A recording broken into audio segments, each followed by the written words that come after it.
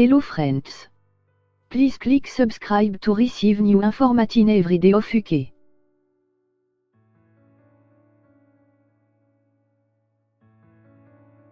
Frisson. 5 affaires terrifiantes qui ont rendu Lorraine Warren, experte en paranormal, célèbre. Jeudi 18 avril 2019, la médium s'est éteinte à l'âge de 82 ans. Toute sa vie, elle a parcouru le monde à la recherche de phénomènes occultes. Vanity Fair en a sélectionné 5, qui vous donneront à coup sûr la chair de poule.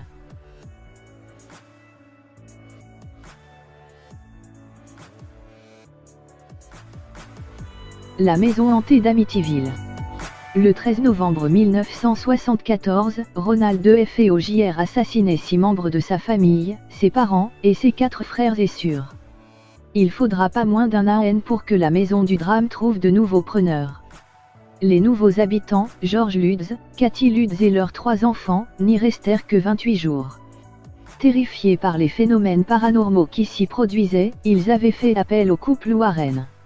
Sur place, les époux Ed et Lorraine ont été témoins de voix étranges, de bruits assourdissants et de nuages d'insectes surgissant de nulle part. Lors d'une interview accordée à Yahoo, en 2013, la médium avait confié que cette affaire était de loin la pire qu'elle ait jamais eu à vivre.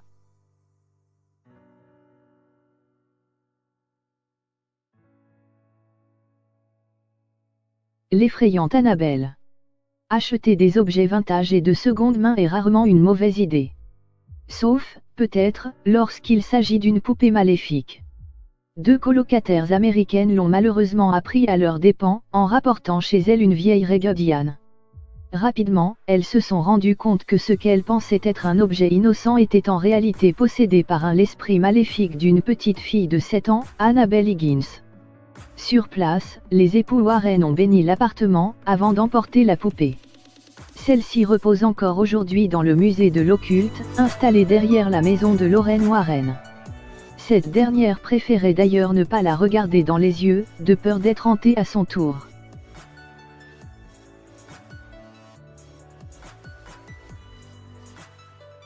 L'affaire Poltergeist. Direction Londres pour l'un des cas les plus controversés de toute la carrière des Warren. En 1977, le couple s'envola vers la banlieue londonienne pour régler une affaire de poltergeist définie par le Larousse comme un phénomène paranormal spontané et répétitif, se manifestant par des déplacements ou lévitations d'objets, par des coups, etc.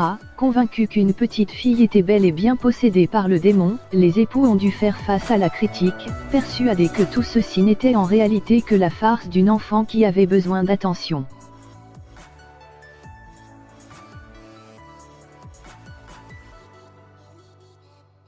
La famille Perron. Tout a commencé en 1736, lorsqu'une certaine Bathsheba Thayer emménagea avec ses 4 enfants dans une grande maison d'Harryville, à Rhode Island. Considérée comme une sataniste par les habitants de la ville, elle aurait assassiné 3 de ses marmots avant de se pendre au fond de son jardin de 200 hectares. Bien des années plus tard, Roger et Caroline Perron s'y installèrent, avec leurs 5 filles. Sans, évidemment, connaître le passé de leur nouveau home sweet home.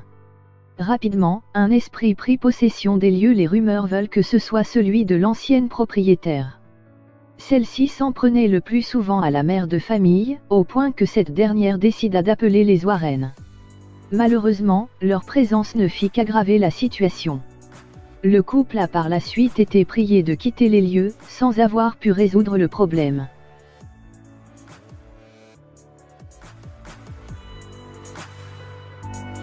L'homme loup-garou. Enfant, Bill Ramsey était un garçon comme les autres. Il aura fallu attendre qu'il souffle ses 9 bougies pour qu'il commence à manifester un étrange comportement. Adulte, il expliquera être possédé par un démon loup-garou. Une fois marié, il fera face à d'innombrables cauchemars, et développera des comportements inhumains. Après avoir attaqué l'un de ses amis dans une voiture, il sera interné pendant plusieurs années dans un hôpital psychiatrique. Les Warren, qui avaient eu vent de l'affaire, se rendirent à Essex, en Angleterre, accompagnés d'un prêtre. C'est là qu'ils pratiquèrent un exorcisme. Ce dernier a été filmé, et une poignée de vidéos serait disponible sur Internet. Non, nous n'avons pas cherché car c'est effrayant.